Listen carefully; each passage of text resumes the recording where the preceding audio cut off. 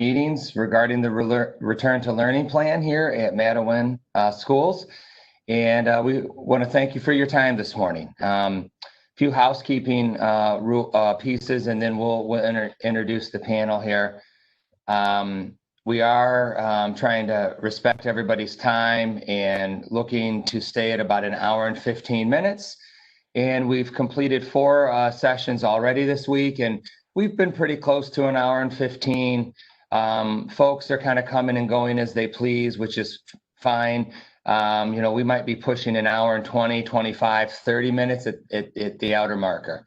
So the other piece that I want to just remind our attendees of is that we'd like you to submit your questions to the email that will be in the chat thread, or maybe it's already there. It's already there. And so what we're doing is that's giving folks some privacy on submitting emails or questions. And Ashley is dropping all of these into a Google Doc that Tim and Jay and I are looking at, and we're going to use that to answer questions in the latter part of this meeting. And we've done pretty well over the last 4 meetings of getting through most of the questions, actually. So we'll do some tag teaming and responding. So it's been fairly efficient. A couple other reminders. We are recording these sessions. We will have them posted, all of the sessions, all 6 of them, to the website. And I'll be sending out a communication either tonight or tomorrow, most likely tomorrow, with these links for the recordings. There'll be YouTube links. We're also compiling all of the questions that are submitted through these sessions, and then going back and looking for the questions that have been submitted through the online survey link, and kind of compiling all those into frequently asked questions documents. So those will be posted as well. We do have a web page, Return to Learning, on our website with some documents already. And that is what, if you visited that, then that is where all of this other information is being compiled. Let's see what else. A couple other housekeeping pieces. The first portion of this meeting, a few slides will be shared, and then we're going to work through a couple of information slides. And the intent here is to just give everybody an up-to-date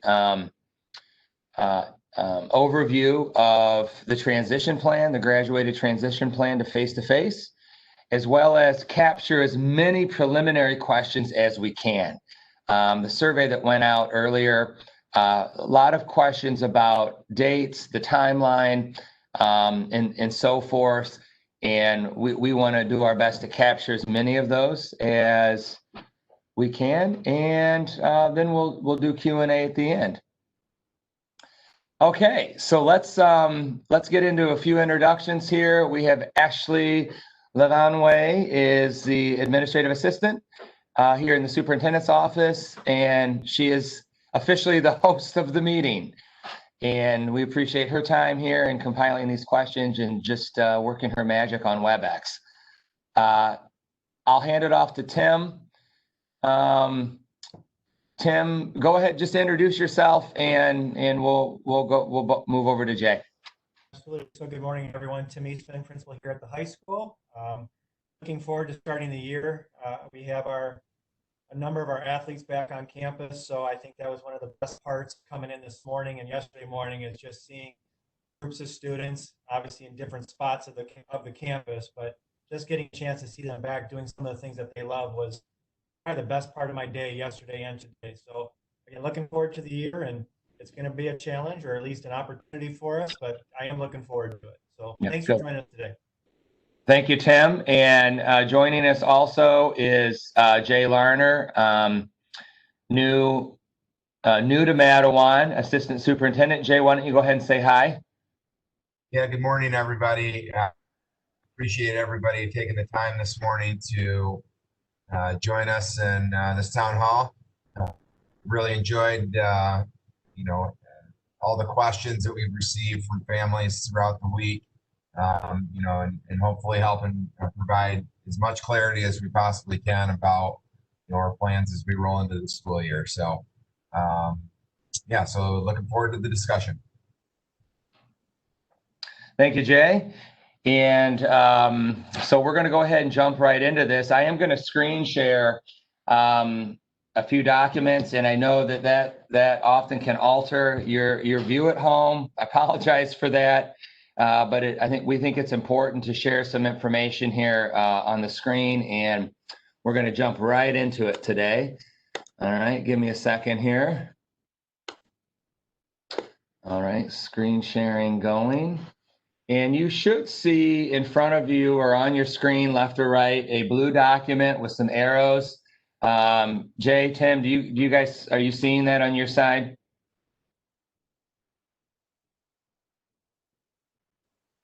Yeah, it's up. Okay, great. I know it takes a few moments here.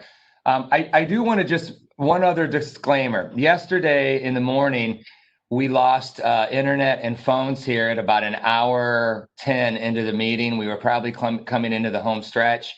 The construction going on over here, maybe I think kind of interfered. We did have it restored, I don't know, 15, 20, maybe a half an hour later. We had already moved on and just waited for the 6 p.m. meeting. So we don't anticipate that happening today. But just I happened to hear some construction equipment moving out here and thought I would throw that out there just in case. So the document you have in front of you is an overview of the timeline from August 17 to mid-October. And we want to work through this, and then we want to work through one additional page that has much more detail for the high school remote start. So I want to define a few terms here for everybody. If you look at this document at the top, you're going to see Michigan Phase 4, Return to Learn, and then you're going to see language that says Stage A, Stage B, Stage C. So when we talk about phases, as probably most of us know, that is set by the state. We are currently in Phase 4. And we have no control over what phase we are in. When we talk about stages, that is a Madawan term.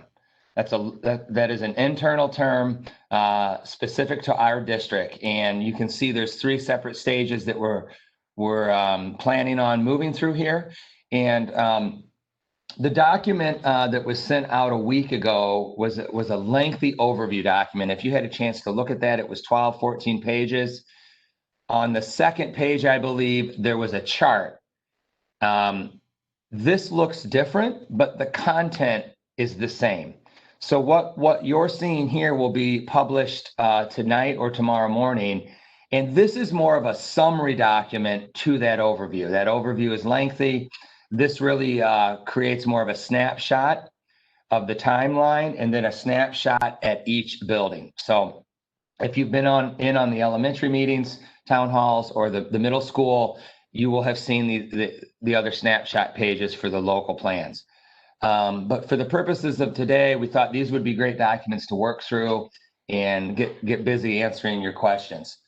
A survey that went out last week requesting information from families who need technology devices and internet connection is still active. And really, that process for distribution has already started. The tech department's working feverishly to get devices in the hands of parents. Many of our students, families have devices from the spring, and that's fantastic. I mean, so many of our families are set with student devices or internet connection, and some of our families aren't requiring devices from the school. That's okay as well, and we appreciate that. But August 17 through 21 is the first block of time there. And that really is the latest, obviously, that we want to have technology out. Because remote learning does start on the 24th. We're encouraging all families to reach out either through the survey or some contact information that you're going to see here in a minute to get that need in front of our tech department. There were quite a few questions about demonstrating a need. I think that the email or the letter said for those families that can demonstrate a need, technology and supports will be provided. Really, the demonstration of need is requesting it. So if you're requesting technology or Wi-Fi connectivity, that is demonstrating a need. We are asking families that if they can sufficiently rely on their own devices and internet connection at home, that they forego on the district equipment. And that would just leave more for other folks in need. But we're not going to get into a conversation and drill down on information and scrutinize the request. If you need it, request it, and we're going to do our best to fulfill it. So that really is that first block.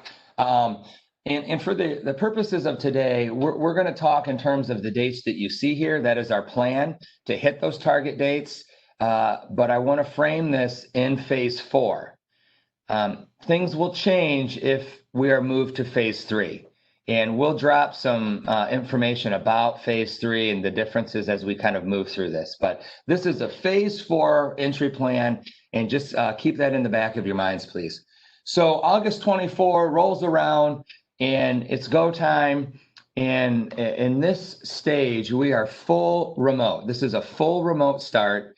All students are fully remote at this point with no on-site learning. And we will get into the schedule here in a little bit, but some of the highlights of the full remote start would be that we are looking to follow a structured bell schedule.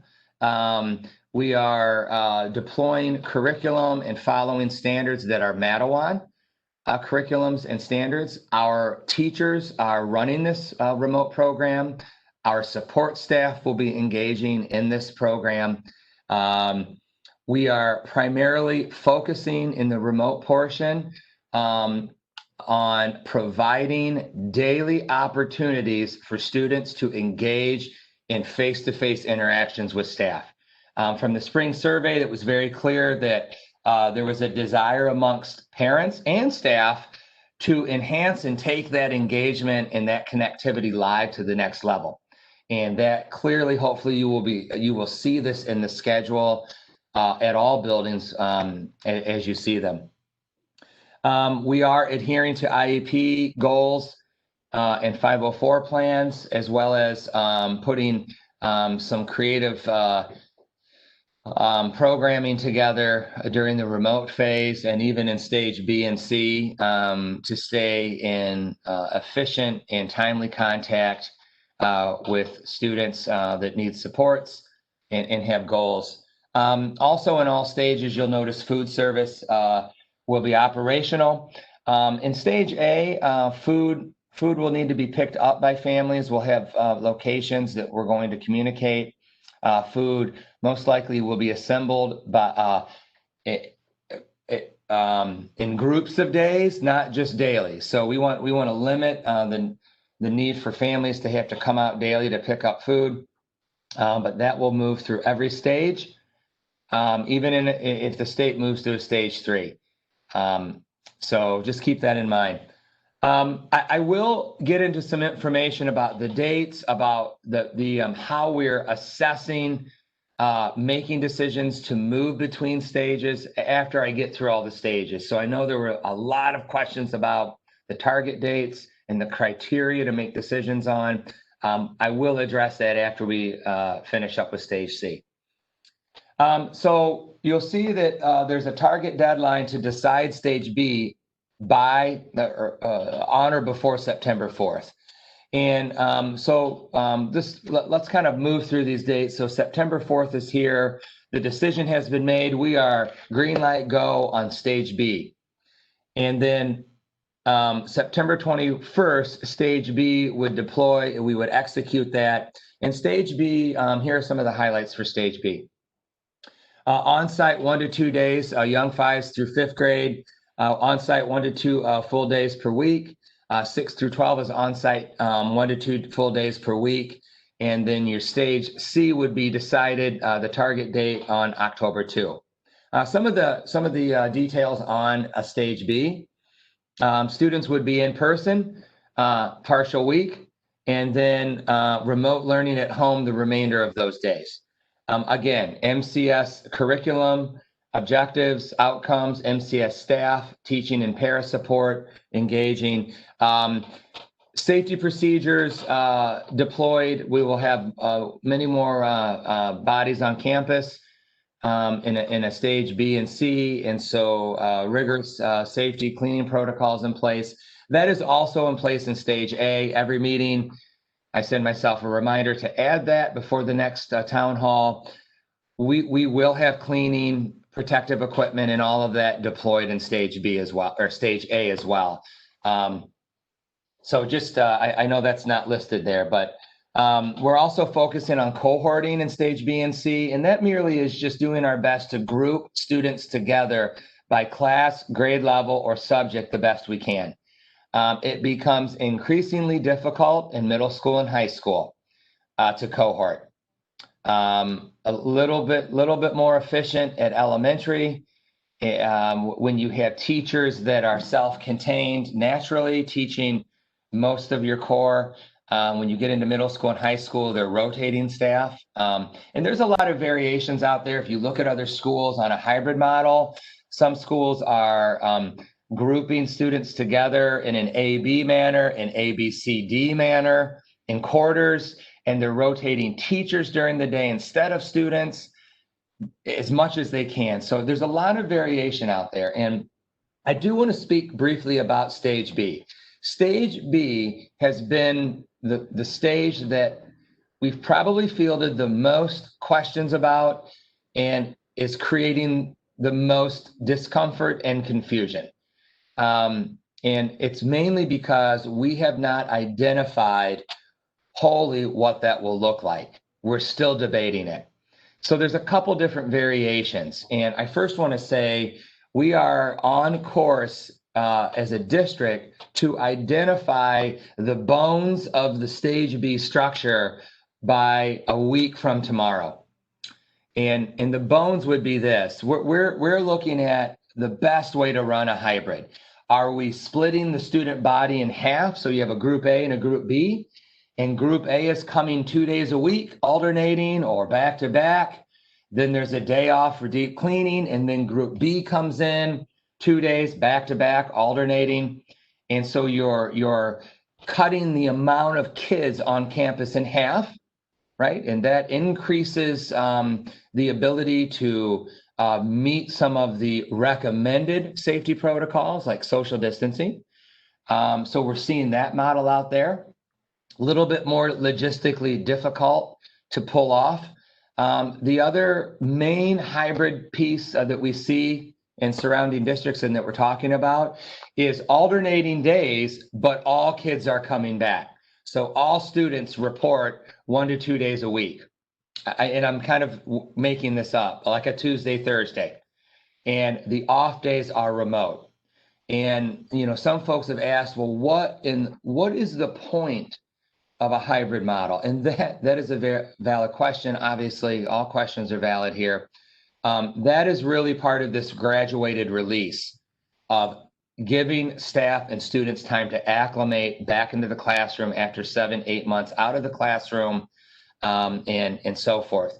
So many districts around here would give you probably the same rationale. It's this acclimation period. The big question out there is, are we bringing all kids back on those days on site, or are we splitting kids up? The biggest challenge, just being transparent here, is if you split students up in an A-B model, the days that students are on site receiving on-site instruction, the question is, what are the kids off-site doing if their teachers are instructing on site? And that's what we're wrestling with, and other schools that are doing that hybrid model. And it's not that it can't be done, but generally speaking, the kids that are remote, for some of those courses, they will be asynchronous on those off days. That means non-live. Still can be efficient, still can be productive, but you know, we want to be very clear with the community that we're not stalling on stage B. We don't have it worked out, and we've given ourselves a target deadline of a week from tomorrow to have the bones of this plan out to the community. Hopefully that helps shed some light on rationale, and we'll keep the conversation moving. We're at October 2nd now. The decision has been made. We're green lighting stage C, and we roll stage C out on October 19th. And the word "full" up here, this has been a bit confusing. Full means that we are at full execution of the Mattawan stages. This doesn't mean that kids are in full on the week for the whole week. In fact, you're going to see in stage C, we've got a Monday through Thursday full day in-person instruction, young 5th through 5th grade.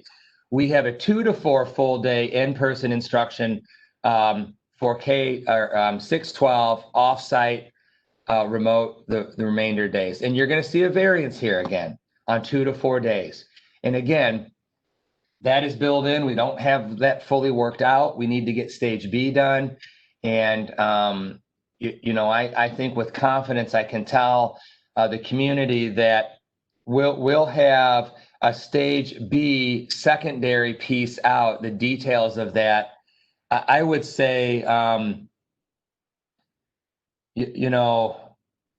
September 21 at the latest. I don't know, Tim, Jay, nod yes or no. We haven't really talked about a deadline, but I think we can easily have the guts of stage C out for secondary. Is it 2 days, 3 days, 4 days by mid-September?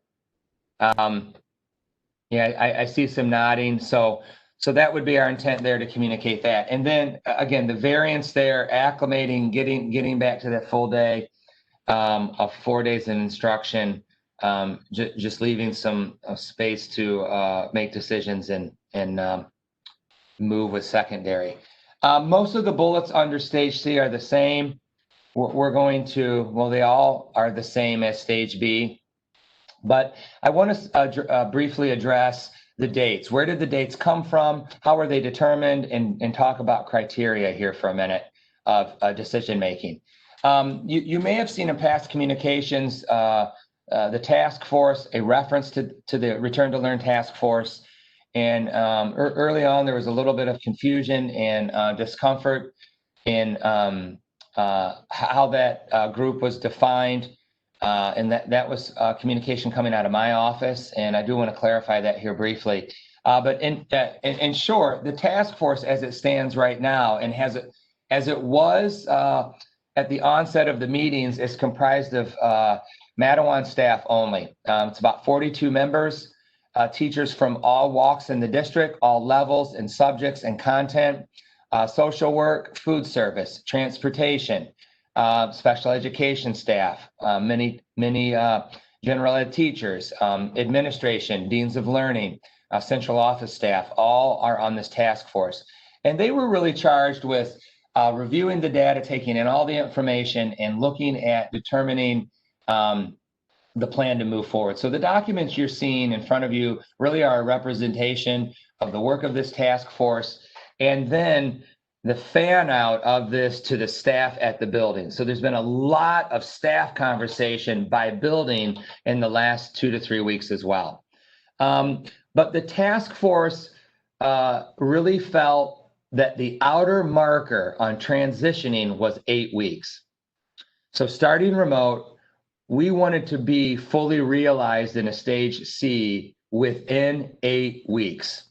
And so generally speaking, you're going to see intervals of 2 weeks in this plan. We're going to get into a stage.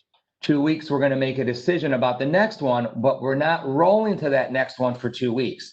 And that gap in there between the decision and execution is to give everybody time to adjust to what's coming. Families, staff, buildings. And so we felt that graduated release into fully realizing stage C was very important, that it be done in a safe but timely manner. We did not want to go beyond 8 weeks. We did not want to go by marking period. We did not want to go by trimester. We felt that was too lengthy. So, to each their own. Every district is kind of dealing with different things, and they're making decisions and tailoring their plans for specific district needs. So you're going to see variations, I think, in remote startups and face-to-face startups all over. There are common threads, though. So that cycle of 2 weeks is the rationale that we came up with, and we felt it was moving briskly and yet safely to stage C. The criteria for determining those movements down in the lower left-hand corner of that document, you'll see a gray box. The Michigan phase that we're in will be a criteria that we use to determine, and which is more of an objective criteria. The other objective criteria would be our local health departments, and we utilize information on those health department websites and in our conversations with the experts there from Van Buren Cass District and Kalamazoo Health Department. Namely, we're looking at the risk level that's been imposed, and right now we're at a moderate high risk level, and we're also looking at the data on those sites for exposure, positive test numbers, recovery rates, and and so forth. There is one subjective piece that would be considered more a secondary or minor piece, and that really is basically local safety considerations and what's happening kind of on the ground in the district. So those three criteria are being used, mainly your first two. And there has been a lot of feedback and conversation about the data on these sites. And there's differing opinions about the data out there, and we realize that. There are differences in recommendations between local health departments, between health departments and the CDC, between the CDC and the American Pediatrics Association, and the growing body of research being published from medical institutions. And I truly appreciate the information that folks are relaying to me. I am doing my best to read through all of this and stay educated, but I do need to let folks listening in that as a district, we're not going to debate this information with the public. We just can't. I don't think it's our place. It is our place to scrutinize and give thoughtful, considerate, careful review of the data. But we're looking at the data that is being published by these organizations that have been listed here. And we're also looking at feedback from the CDC and feedback from the American Pediatrics Association. But we can't debate the legitimacy of that data. And that is, some folks are wanting to debate that with me or the district. And, I'm not trying to be rude and dismissive, but I can't debate that. We can't debate that. We're going to go off that data, and we're going to use that data that's been listed here to make these decisions. So hopefully that's helped clarify the criteria. And again, as with anything that is being talked about here, drop questions into that email, and we're going to do our best to bring more information into the conversation if needed. So that's the first slide, and I want to quickly get through the next slide, and then we're going to start answering questions. Okay, so appreciate everybody hanging with us here. Well, actually, before I do that, one last thing, I apologize. This is very important for me to talk about. Lots of feedback about the parent survey data and the staff survey data, and questions, comments about the district not listening to parents, being dismissive to our families and community members. And I do want to address that briefly. We have poured through all of the survey data. First of all, there were questions, that always come up probably with surveys is, are you even reading the data? Absolutely, we are reading the data. We are reading every question that comes in, and we are doing our best to answer and push clear, consistent communication out. But when it comes to the survey data, it is clear the data shows that the majority of families want a face-to-face plan. And in that survey data, 65% of our staff, there was a higher comfort level with a remote start. So we by no means want to communicate that we're disregarding what parents want. And I know the perception and the optics can appear to indicate that, because when you look at the plan, we're not starting out face to face. But we felt, given all of the data, given the safety pieces that we were looking at, that the graduated response was a reasonable, safe middle ground start with a fairly aggressive timeline to get to face in a reasonable amount of time. There's no ulterior motive here. That is the discussion and the decision that the task force came to, and I fully endorse that with the board. And the board, did affirm the plan, but we by no means want to go through this without at least addressing those comments that we're not listening. We are reading everything. We are processing all of that. And this was just the plan we came to as the safest, most reasonable way to execute the startup. The next slide here, I'm going to have to scroll. I apologize. I'm moving these. We're going to get into the high school plan. And when we get down to that yellow block schedule, I will blow that up. I know it's probably hard to read, but you're going to notice we've got 6 core areas here at the high school level. And I quickly, some of these are redundant bullets. We're going to move quickly. And then we're going to start just fielding some questions here and working through this.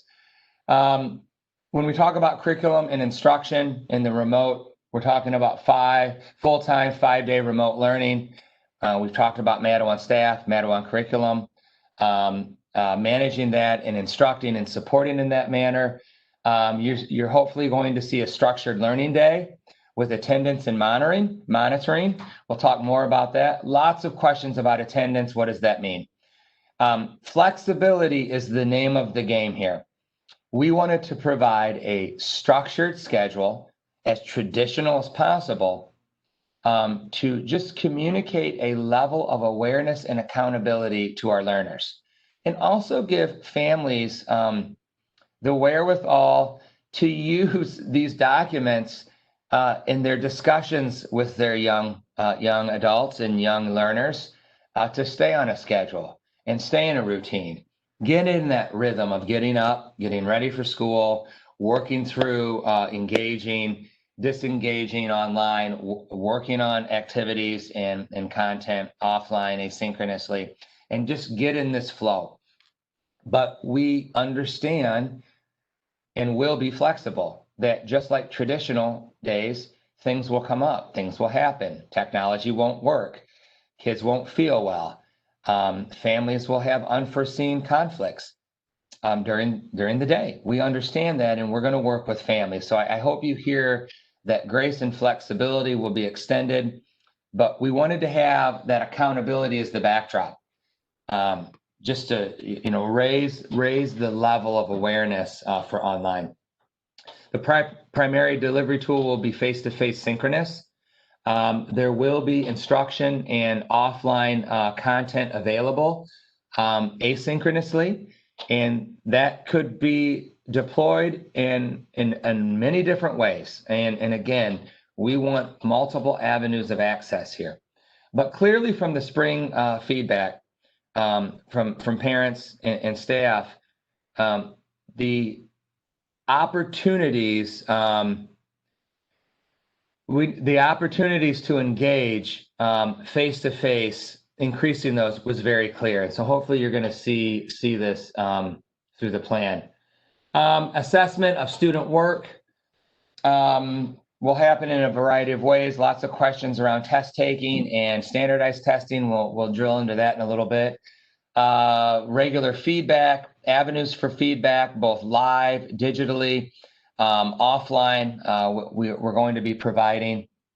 And at all buildings, adherence to IEPs and 504 goals. And tier support. We've got some creative things in the works to support these students that we probably can talk a little bit more about now, although the details haven't been completely worked out. And then we've set a very soft target date of potentially providing interventions and supports on site after September 4th. And that would be mainly starting up with students that have IEPs or 504 plans, or what we would call tier 2 interventions. So stay tuned for more information on that. I will note there is a typo here. You're going to see in this piece, the high school does not incorporate what's called encore classes. That is a middle school term. And so that's referencing elective type classes. And so called something different at the high school. And so just ignore, you might be looking at that going, what is happening with encore? That is middle school. And I'm sure my middle school people out there understood what was happening, but just clerical note there. Communication is another main important piece for us. We want open two-way communication. We want it to be timely, and we want it to be productive. And, you know, a lot of what you're seeing in the afternoon, teachers are available, they're on site, they will be ready to engage, possibly one-on-one with students, small groups with students, paraprofessionals engaging in one-on-one support, or small groups with students in the afternoon, principals available. We wanted this afternoon at block to be a learning block, but not necessarily required for students to be online. The bulk of students may be asynchronous in the afternoon, but you know, parents may direct or request engagement in the afternoon. Absolutely. So we want this to be very open and accessible.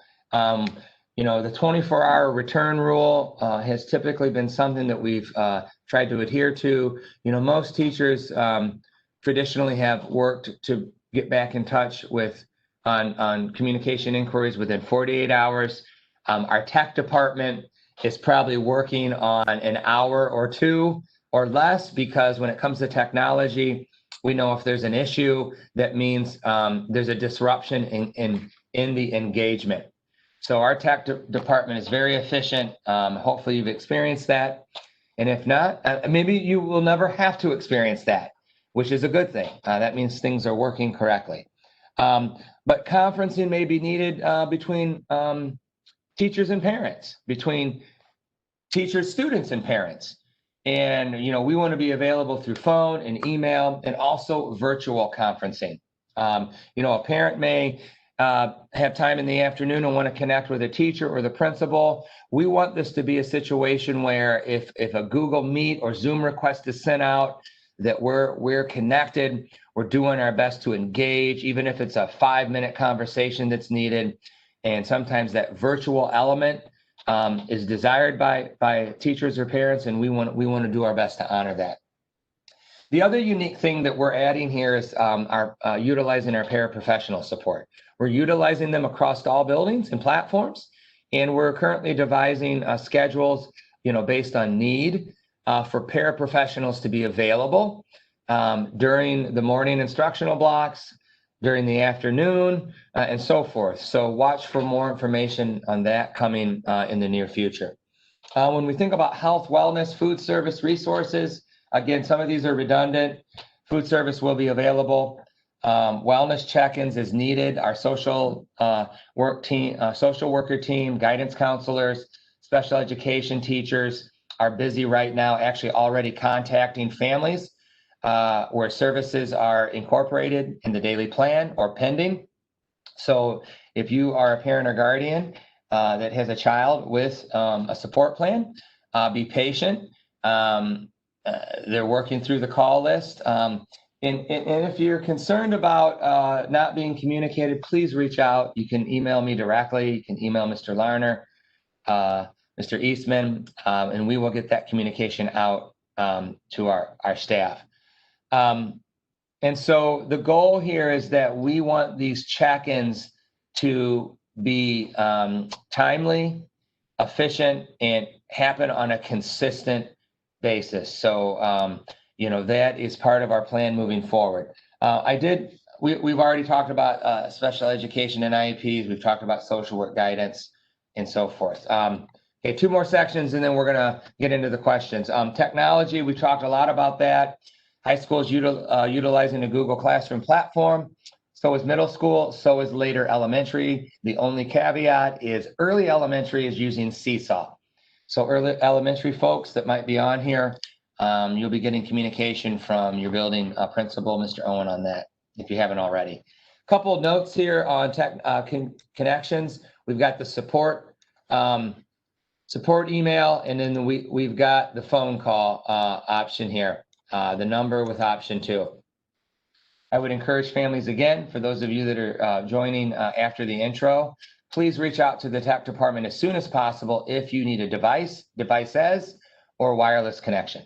And then on-site supports, I've already talked about this. The high school, all buildings are unique in some way in how we're planning this out. The high school, though, is really looking at developing a structure to connect with kids, students,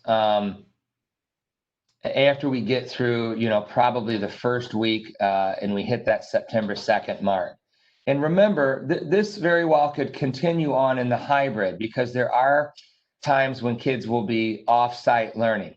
So there's a lot of great ideas getting worked out at the secondary level in terms of scheduled connections off and on-site with our young adult learners. And often there's less of a mobility issue with high school students. They can drive themselves. And so that allows for an increased opportunity to connect with students in this additional way. So stay tuned for that coming up. One other piece that has come up in other meetings is childcare and connectivity. We have had lots of correspondence with a couple childcare operators in the area. We are working out a virtual or in-person meeting with additional childcare operators. And, our stance is that we are going to support the childcare centers in this area. We're going to support them with technology. We're going to support them with connectivity. We're going to support them with content. And we know that there will be students that will be there during the day. And if the child care centers want to assist families additionally by engaging during the day and managing that, we absolutely want to be there to help. And I haven't had conversation with a child care operator yet that doesn't want to help families during the day by helping manage the online learning. So that is in the works. And we are going to do everything we can and provide everything we can for our local child care agencies. There was a question about the district supplementing or helping families pay for child care. The district will not be able to provide funds directly to families. But I will say one thing that we are looking into, and this is secondhand information right now. So if there's anybody out there that works somewhere with the state or has worked with federal grants, and you have more information about this, please reach out to me. We're investigating secondhand information about potentially federal grants out there that would be able to supplement in certain situations childcare. And so we're working on that. We're investigating that. I don't have any other information other than we've heard about this and we're trying to get more information on it. So that potentially could be an opportunity in the future. I know the clock is ticking and things are starting up here soon, but that's some information on childcare and how we're working to support that initiative. Okay, so now I'm going to blow this schedule up just a little bit. And, well, hopefully that's front and center. And so this is an example of the day. And, I'm going to let Tim chime in. I'm going to stop talking here. Tim, maybe chime in and just kind of give a quick overview and thought on this schedule that we're looking at right here. Sure, thank you. So what you see there, and if you notice the heading to it says sample draft schedule, and I say that because we think we put together some times that make sense. I know the middle school is a little bit different, but we were trying to achieve some consistency between at least the secondary levels. And even within the blocks, I mean, if you have a time frame of 8 to 8:30, and we pretty much copied a half-hour block with a 15-minute break in between, um, starting at 8 allows our teachers to do some degree of intervention prior to school start at our normal time of 7:40. So that's part of the reason we'd like to start a little bit later. We do feel or believe that that structure is really important. We certainly heard that from the springtime, that we want to have a structure where students are up and they're getting after it as early as possible. This may allow for a little bit of flexibility too, in terms of if you have two students at home, you know, for example, you have a middle school and a high schooler, if they're staggered in there, that's going to be a little bit of a difference here too.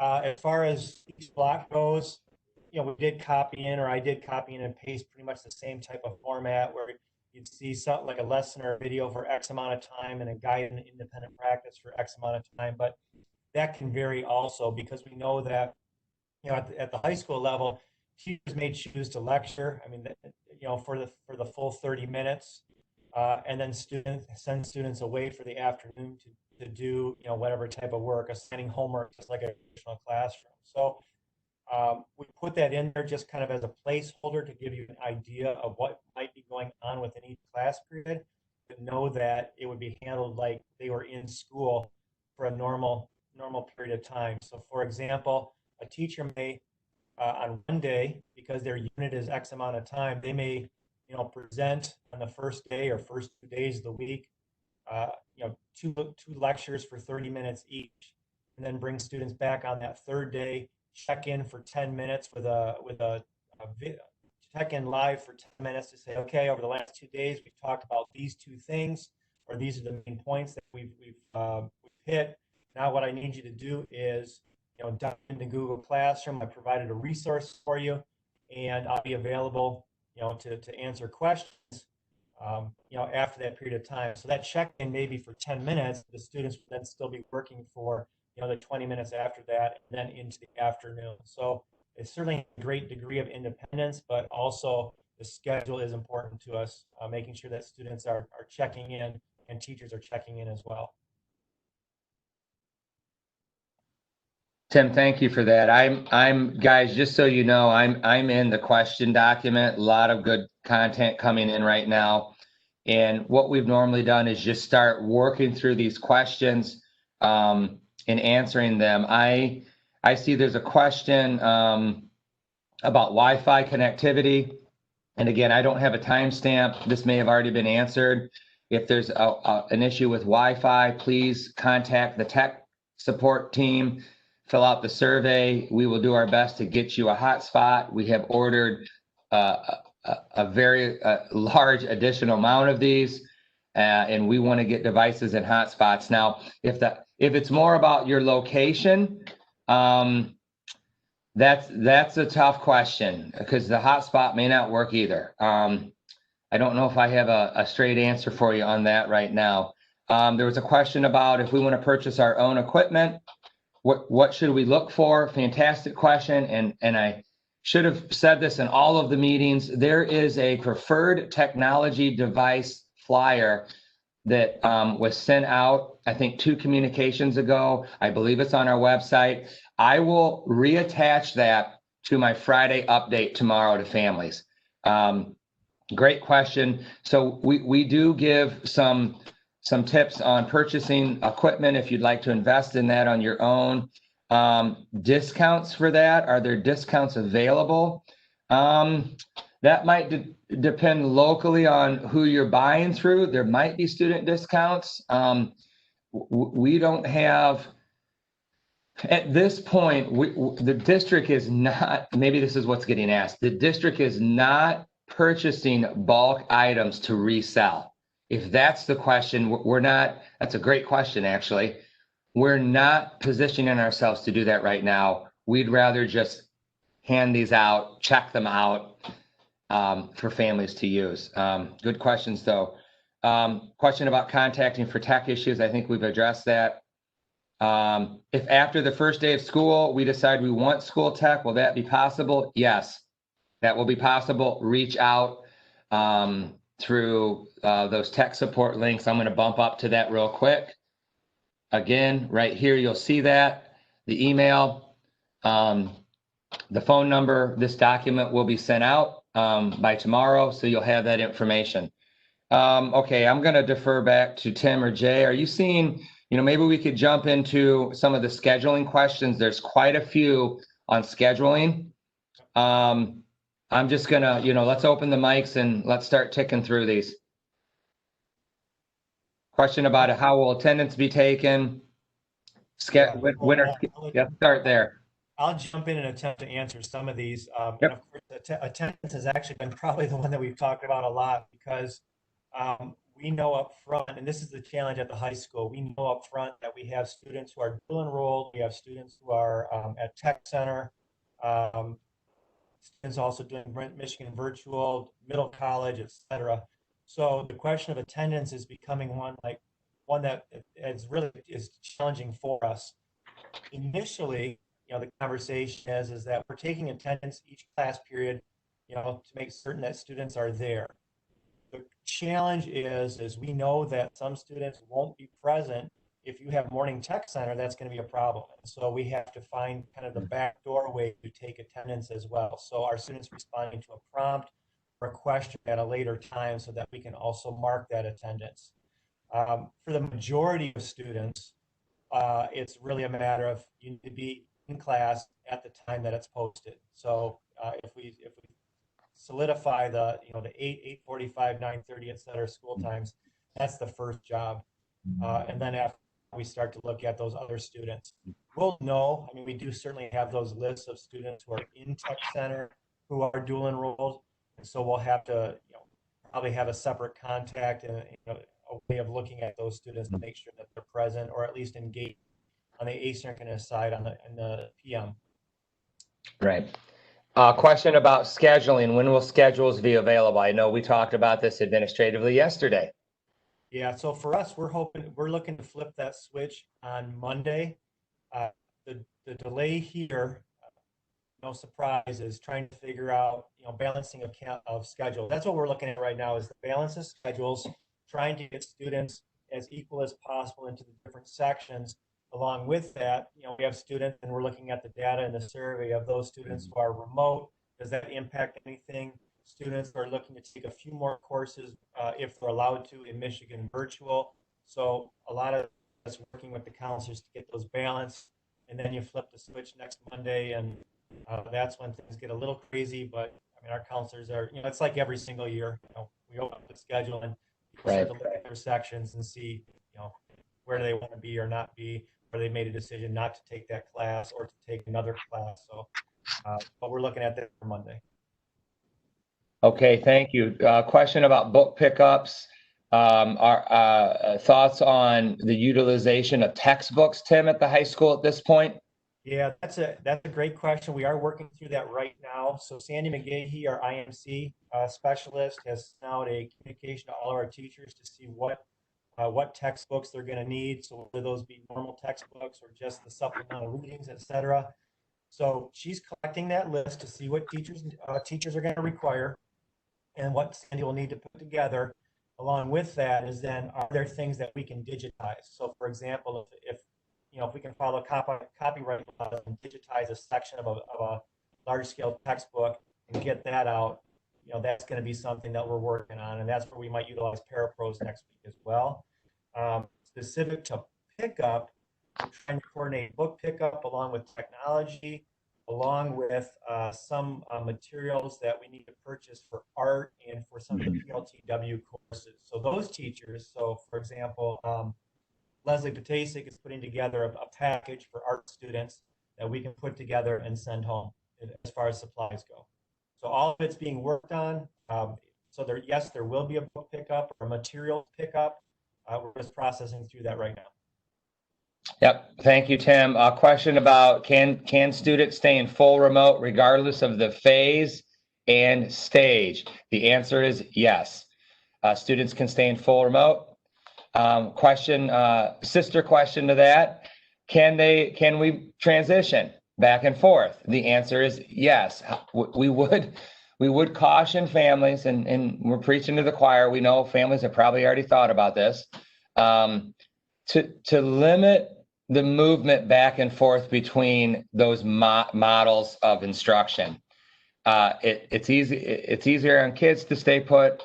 We are asking families to think about 9-week commitments, like a marking period. However, if it is not working, that's not good. So we are going to work with families to transition them. I see Tim nodding his head. Now, that may change the teacher, especially as you work to younger students. What we're trying to do is figure out right now what families have said at this point, we're remote all the way. Okay, we want to group those, especially in the elementary, with trying to keep the same teacher all year. The kids that want to move into stage B and C hybrid face-to-face, right? If we know that, the more we know up front, we're going to get them into another, classroom. So hopefully there's little to no changing of teacher. Now, middle school and high school, a little bit different animal there, especially at high school. That's going to be a little bit more different. And I think the older students are used to changing teachers. So that hopefully that dovetails into another question about grouping students. This has come up a lot. I just lost it. Something about grouping kids together. Oh, by family. Okay. Well, students from the same family attend the same days when we are in stage B. And then there was an additional to that at other meetings, same neighborhoods, because I think a lot of families are looking at requesting neighborhoods be doing similar things to get together to work on things that students can congregate. Tim, thoughts on how we're addressing those questions? Sure. Off the top, we are looking at, we've already talked about just, working alphabetically.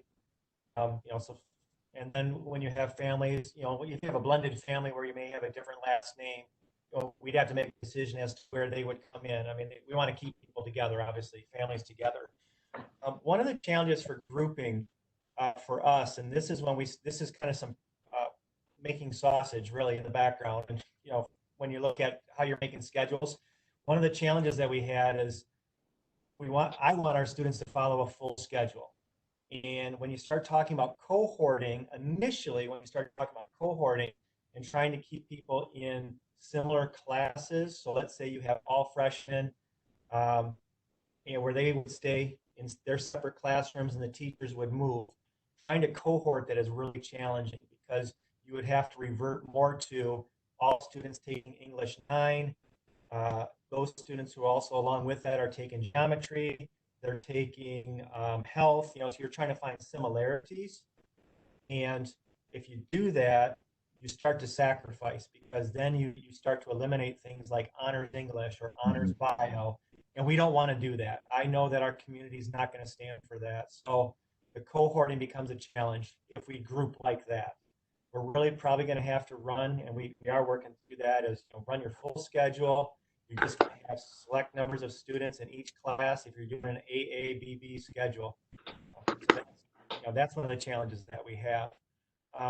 There was another piece to that I wanted to also address. Actually jump down to tech center came up for transportation. Mm-hmm. We are providing transportation for tech center. I'm meeting with Tom Quigley on Friday. He's our director of transportation to determine how that works in terms of getting to the school and from the school. So Madeline has always run that bus from the high school to tech center and back to the high school. That definitely is going to happen. Now we're working out the logistics of the bus routes that have to happen prior to that and after that in terms of getting students to Madeline and getting students back home. So we're looking at that. And for Tech Center, you're probably we'll be reaching out to you. Probably the guidance department will be reaching out to Tech Center families to see if you do need transportation to high school or back home. Tim, thank you for for clarifying that. Kind of following transportation questions here quickly. We'll just finish answering these. How will social distancing and masks be handled on the buses? As a district right now, we've decided that we will not social distance on our bus routes. Masks are required by order of the governor in phase 4, 3, 2, and 1. Well, and actually in 1, 2, and 3, we won't be transporting because we won't be allowed on face to face. So we are requiring masks on buses in phase 4. One piece I do want to remind families of in the survey, the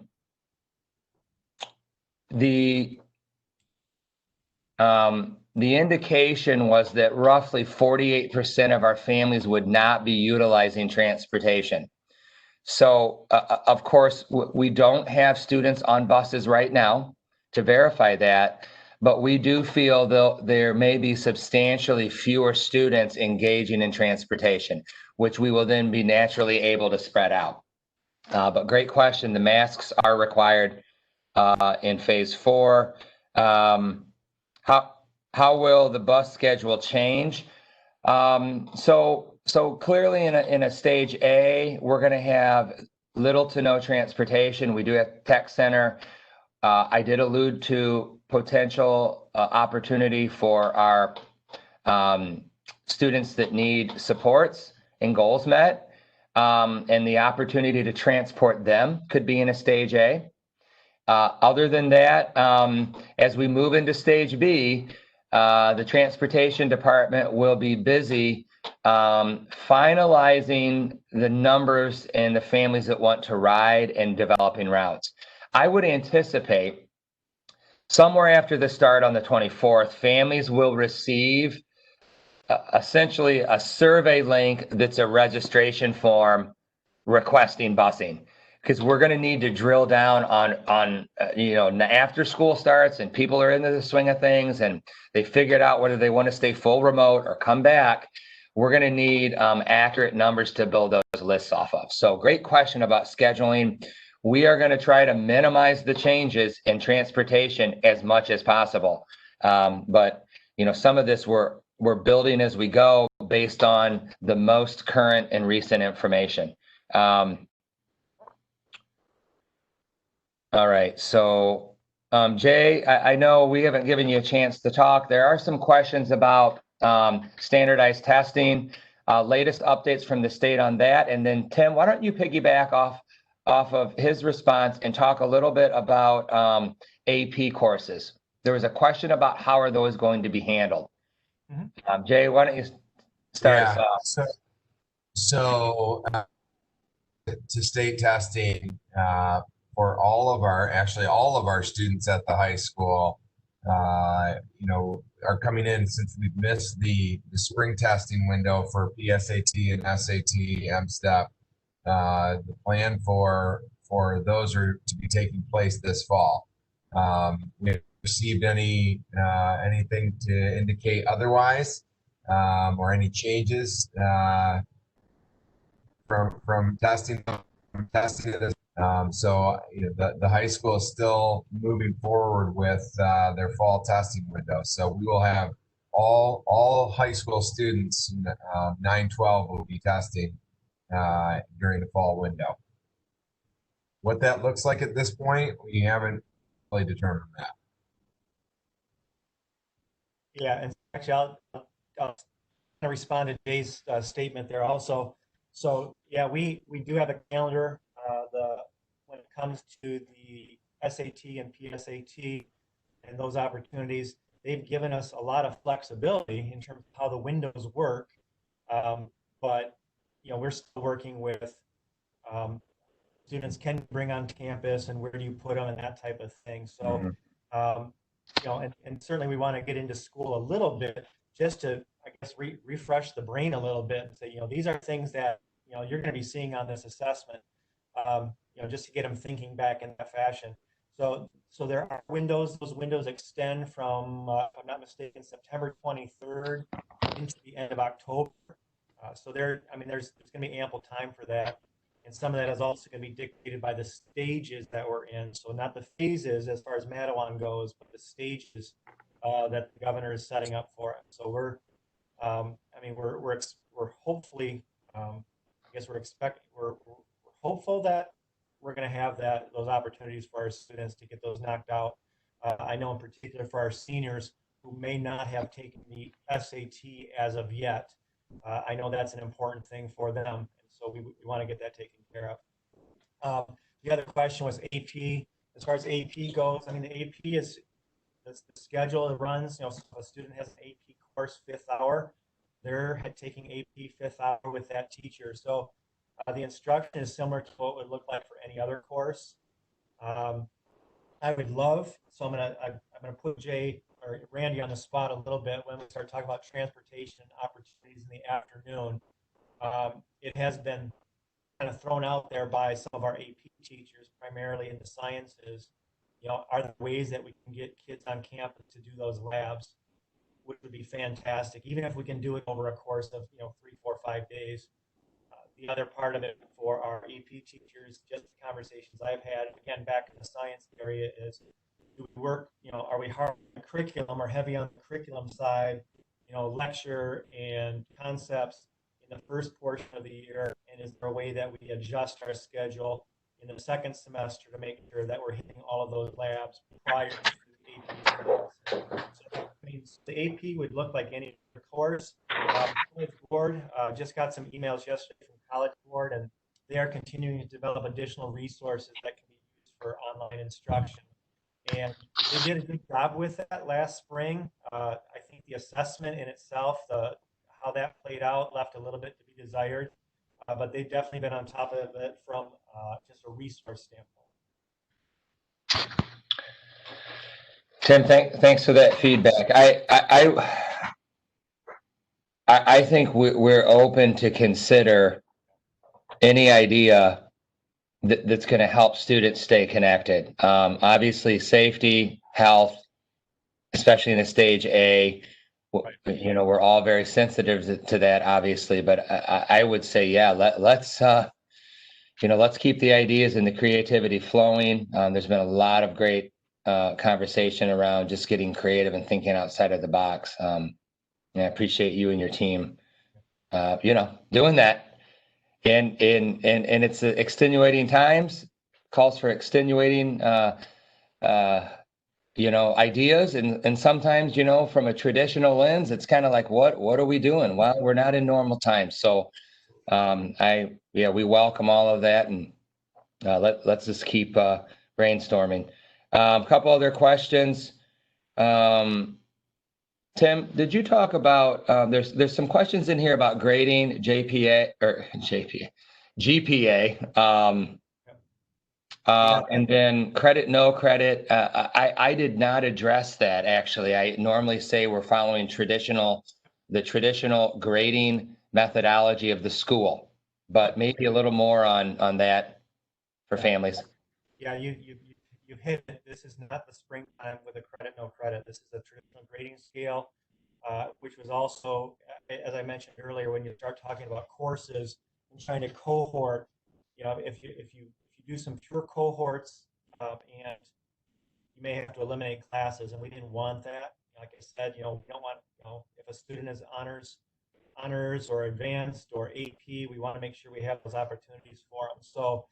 So traditional grading scale. If they're in honors, they're going to continue with that, with the honor point that comes along with it. And I know that's important to families, and we want to honor that as best we can. Thank you for that.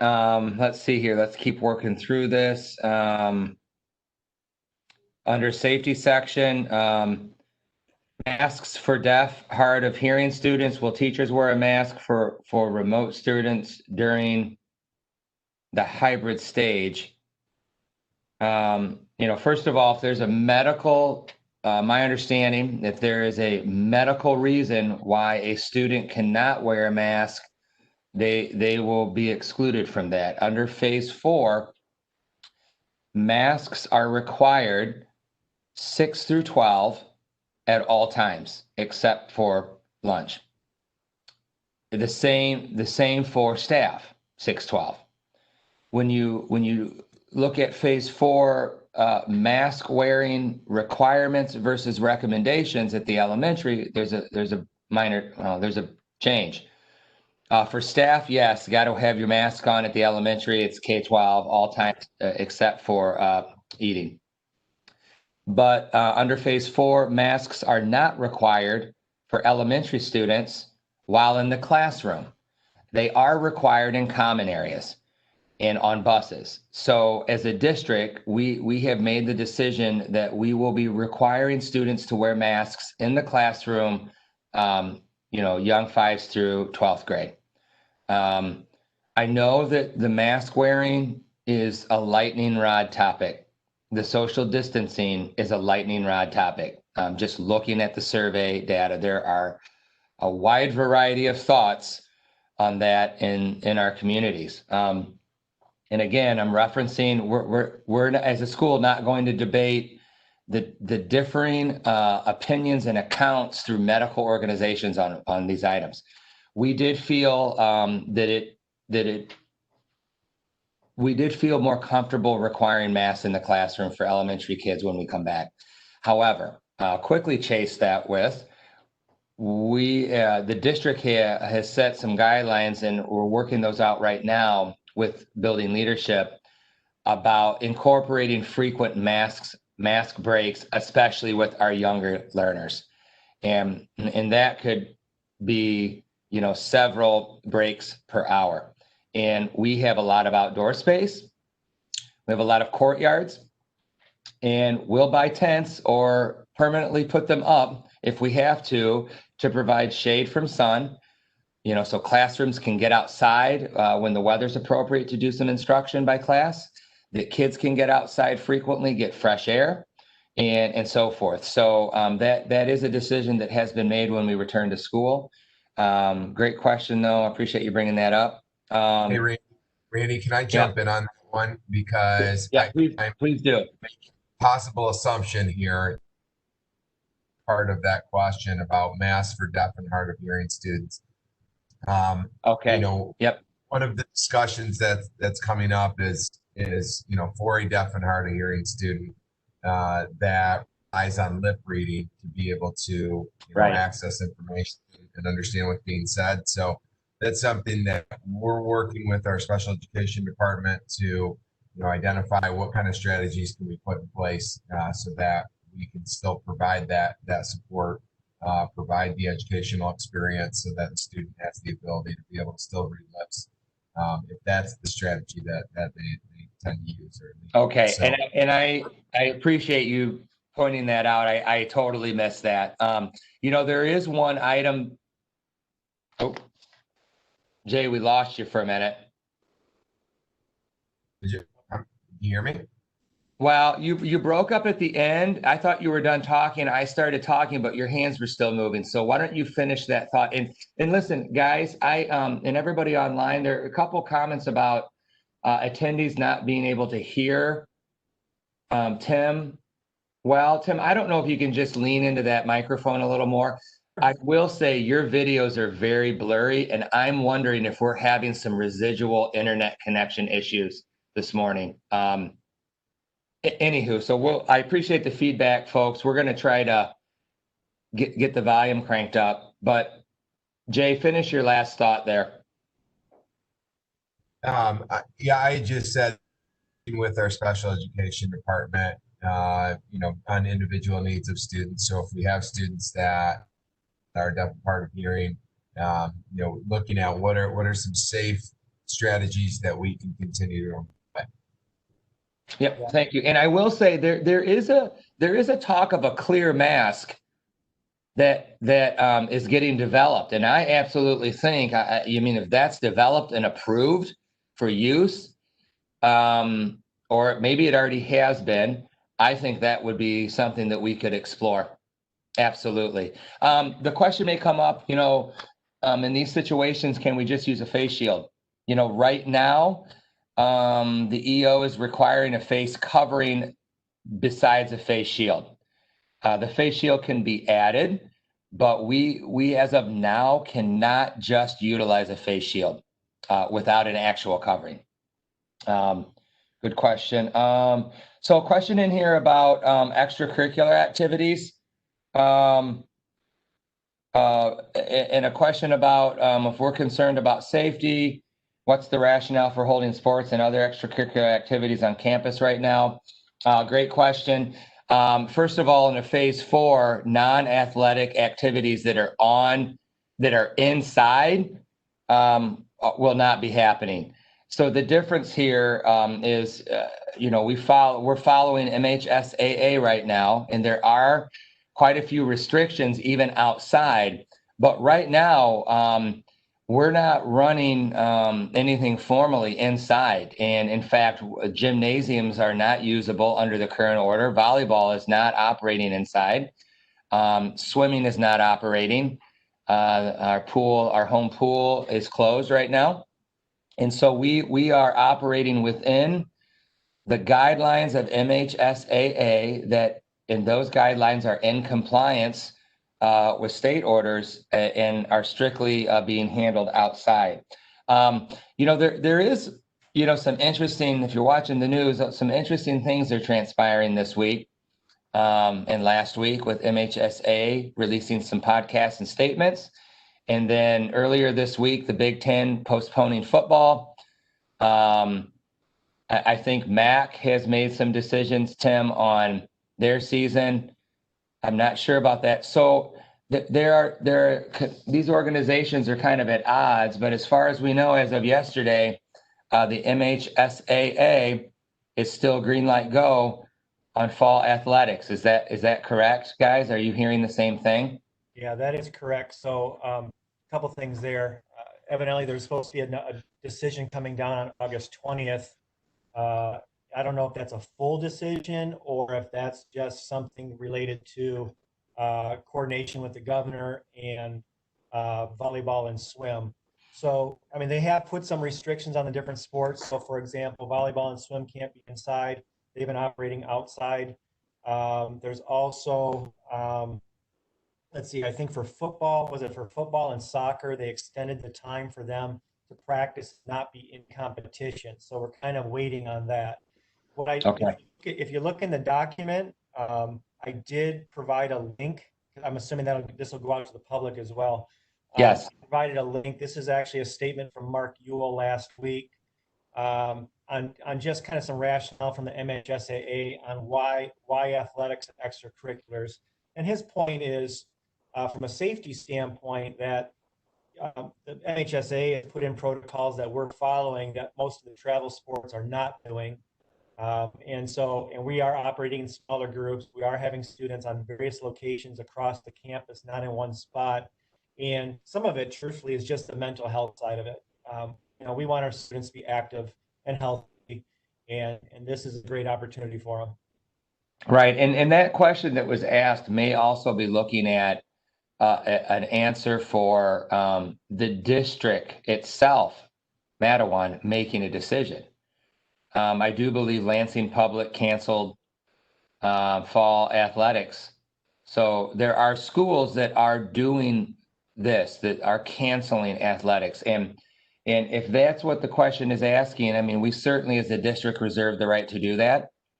We are not at a point where we are looking to cancel middle school or high school athletics. We are watching and monitoring the situation closely. And I would say that if we feel we're getting in a situation that is crossing a threshold of safety where we don't have comfort with it, that absolutely would be on the table. So great question on that. Randy, I have this came in from Greg Mickelson. He's traveling, but he sent me a text. Okay. And so we'll have to definitely get more information on this, but he says, there is an approved face shield that I ordered yesterday. It has been approved by the Van Buren County Health Department medical director. So I don't know how that, Okay. I have to take a look at that and confirm that and also see how that jives with the right. No, that's good news. That is good news. That is good news. And I forget the name of that, and a great reminder. It's a face shield that's got an extension on the around the bottom, and just to prohibit kind of air movement underneath and around the side. So that definitely is promising. Okay, thanks for that, Mr. Mickelson. Appreciate you chiming in on the road there. Let's see. I'm just looking through questions here. There's a great question here about high school students who provide childcare at home, and maybe this is a high school student writing in.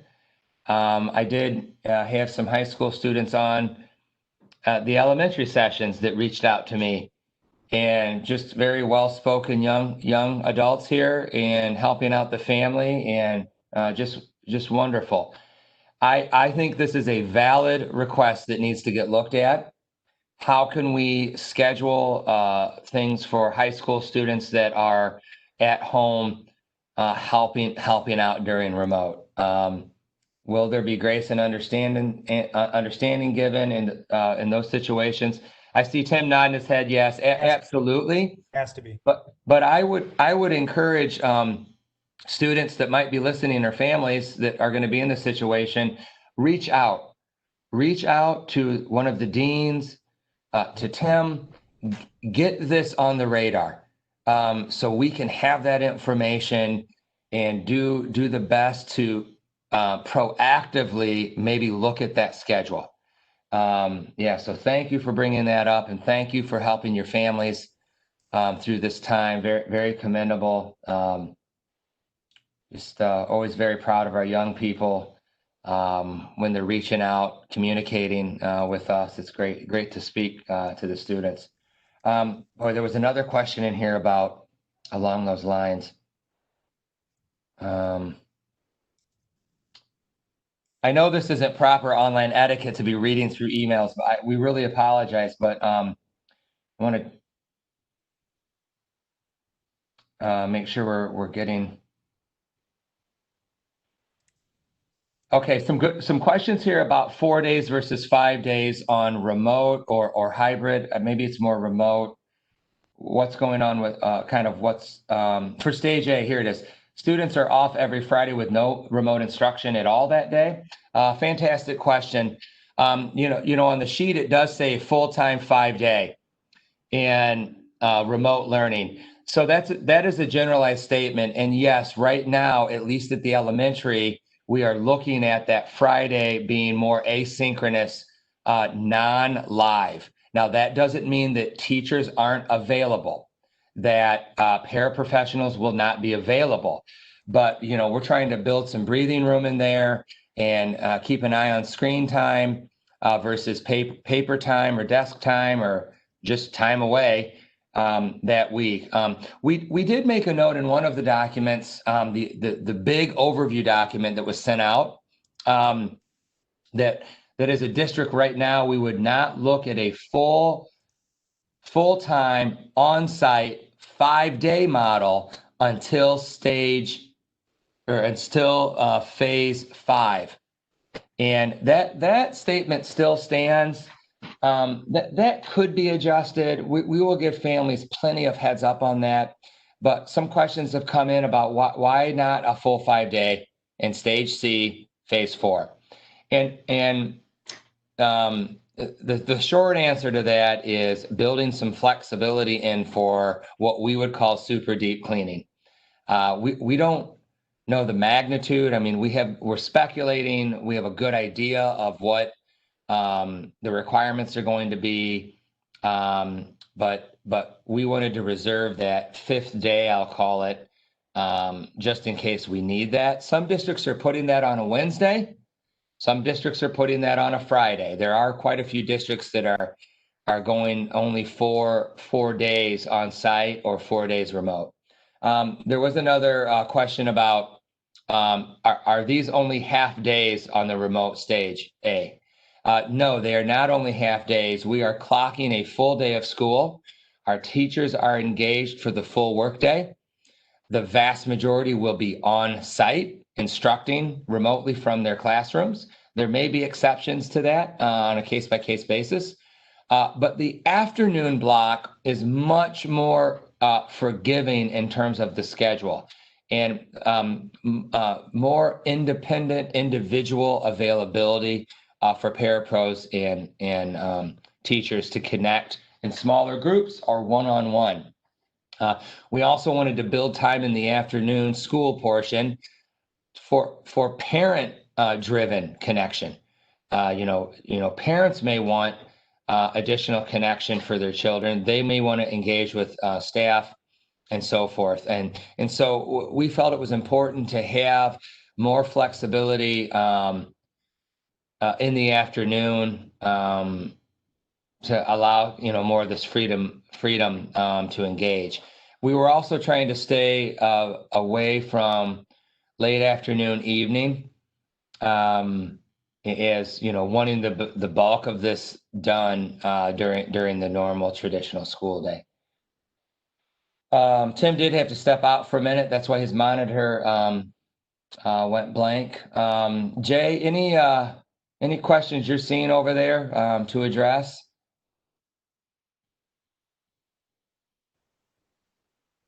Nothing new that I'm trying to dig through, see what we haven't hit on at this point.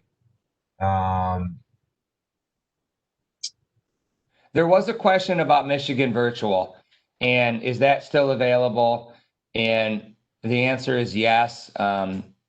So folks may wonder, okay, what's this? Well, we have traditionally had a virtual option that's third party. So it's not our Mattawan teachers engaging. It's teachers from some other area across the country sometimes engaging. So often we have students that are looking at a la carte classes that historically have engaged in Michigan Virtual. So the answer is yes. That option will be available, and we predominantly see high school kids engaging in that historically. There was a question related to that.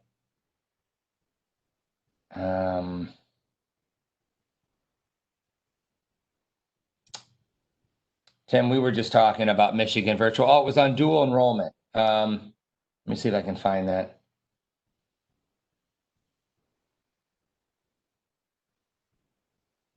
I think it was a question about how will dual enrollment be handled? Will it look the same?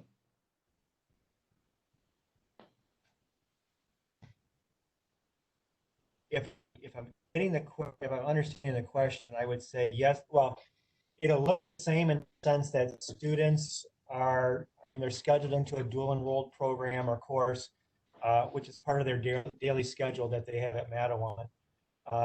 What I don't know is, are they, in the case of their course at the community college or at Western, are they online or are they in person? So it's going to be a bit of a balance, mainly with our structure here in phase A, because if KVCC is requiring that a student be present, if it's online, but they're present for their class, they have to be present for their class, which means that they have to rely more on the asynchronous side of it in the afternoon or whatever time for their high school courses. Thanks for clarifying that, Tim. There was a follow-up question about Tech Center. You may have been breaking up when you answered that, and how does that fit into the schedule? I do remember, talking about that. The Tech Center is open. We are transporting. We're working that schedule out. But maybe just a repeat on, generally speaking, a student going to the Tech Center, what does that look like on the remote schedule? Right. So that and dual enrollment are probably our two biggest challenges when it comes to our schedule. Mainly if they're an AM Tech Center. I don't know what has been sent out to the students, but the Tech Center has given us the schedule and where they've placed students, and Tech Center has really split up when students are attending in terms of their groupings. So where we run into a situation is if you have a morning Tech Center student there's going to be, if I'm not mistaken, there's going to be one day where they're at Tech Center and they're not logging into their morning classes or to their classes here at Madawan. And that's important for us, for our teachers, to make sure that they are certainly presenting live, but also recording that lesson or that lecture, and then also providing additional materials. So it doesn't match up well. Ideally, we would love to have, in this particular phase, we'd love to have all of our students in PM Tech Center, but that's just an impossibility for Tech Center.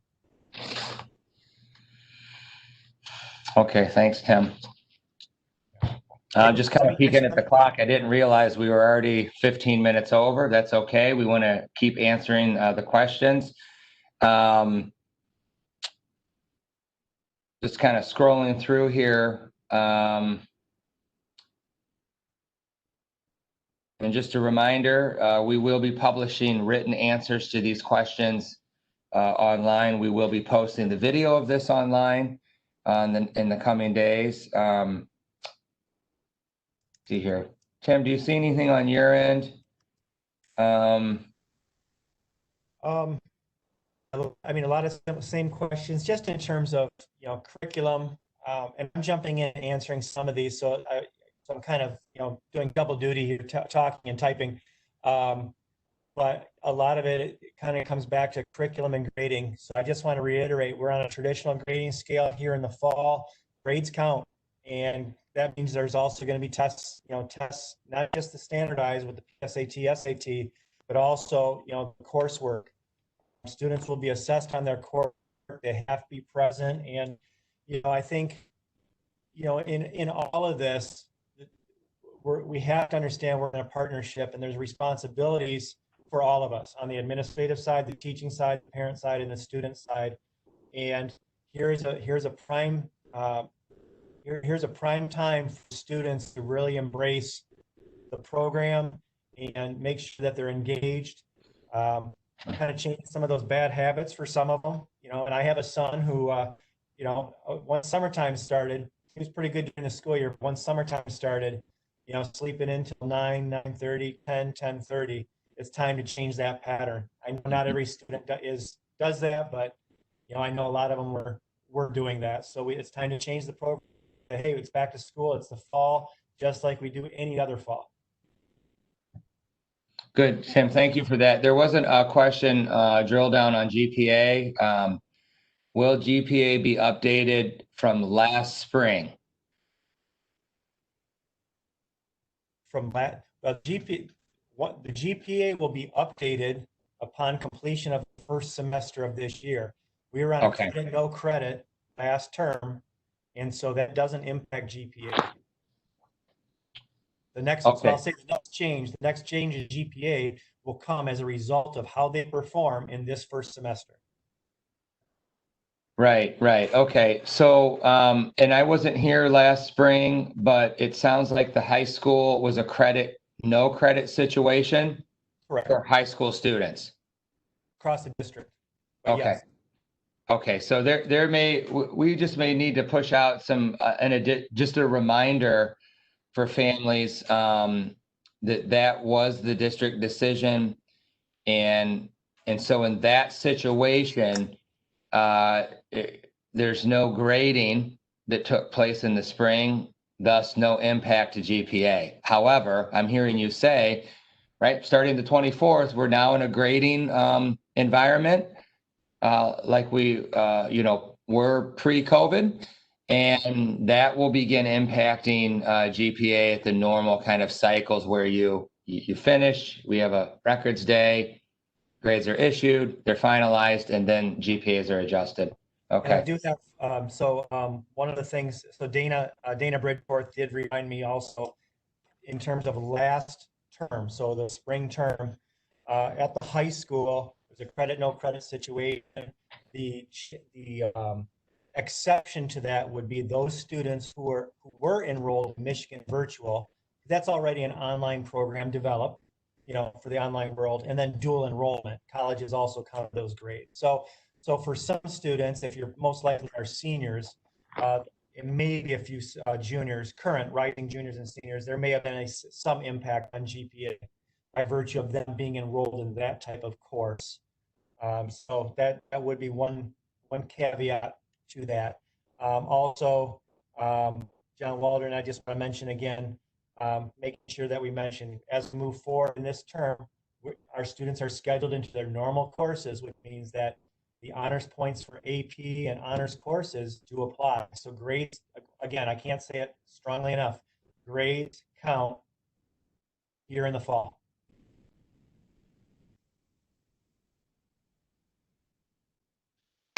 Thanks for that clarification, Tim. Jay, any further questions to address on your end that you're seeing? I was trying to look up some of these new ones. I don't know if we answered this one about kind of falls into the extracurricular category. Will there be time for academic groups? NHS, science, Olympiad, I think is what that says, government. So kids have some traditional activities that aren't athletic. I guess, Tim, I'm assuming that, not built in during the typical instructional day, as those activities generally probably are outside of the school, I'm assuming. And so, those could be coordinated outside of the day if there were outside or Zoom related activities. Yeah, Virtual activities. Yeah, one of the ones that I can speak to, and we haven't determined a time for it, but Kate Galler, our NHS advisor, has already started talking about virtual meetings and also even some virtual or remote tutoring for the NHS students to be involved in. So, she's certainly she and I have had some of those conversations already. It's just a matter of where do you place it.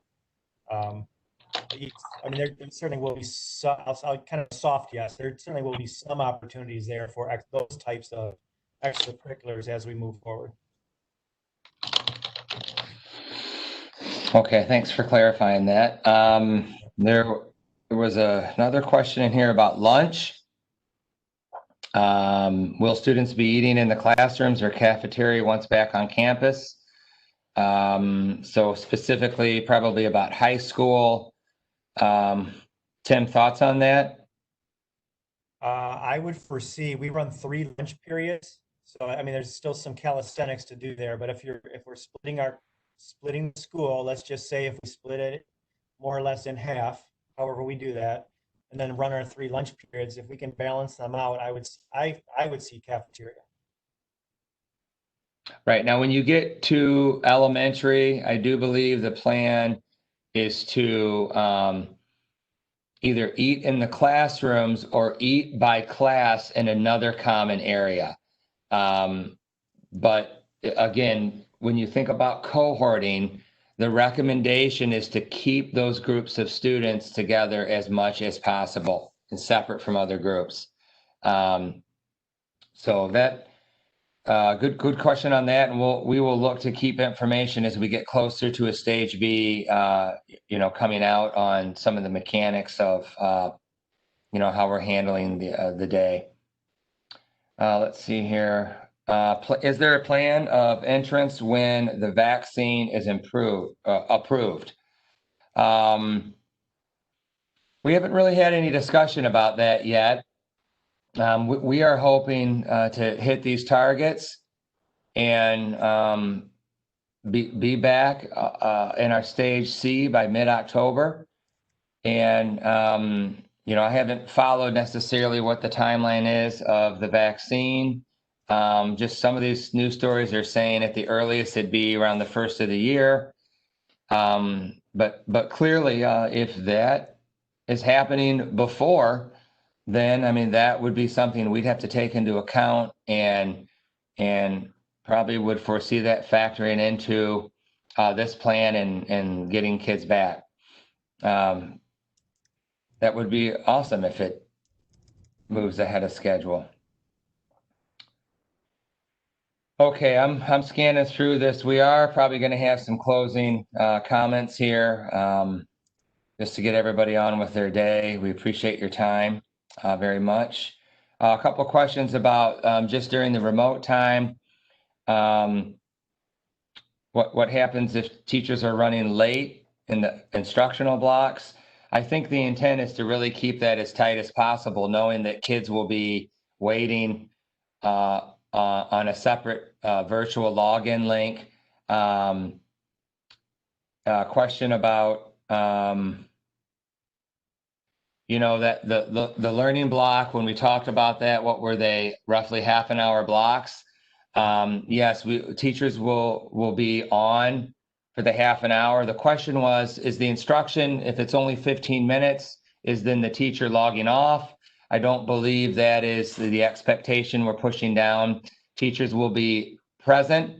They may not be fully talking and instructing the full 30 minutes. I would imagine some will. And, sometimes the traditional hour blocks don't seem like enough time. So I think teachers are going to have to adjust and really work at being succinct and so forth. But we are planning, and the expectation is that teachers will be present, logged in during the instructional times, even if there's independent work may be happening live during that class block. I see Tim nodding his head, so I appreciate that, Tim. I know that I'm not speaking heresy then. Question about why does remote instruction have to be asynchronous? Well, I don't think it has to be, and I appreciate that question, so we can clarify.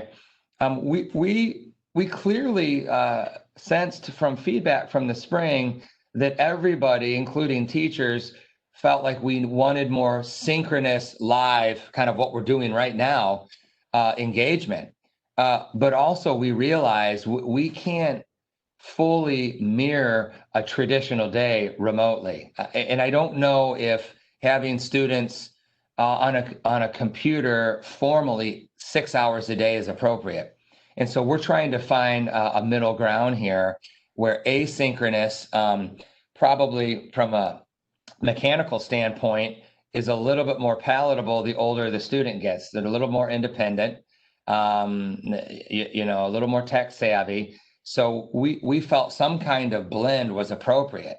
What that looks like, when those assignments are due. There was a question about timely responses with feedback. Our teacher's going to turn around assignments in a timely manner and feedback. That certainly is the expectation. And what does that timeline look like?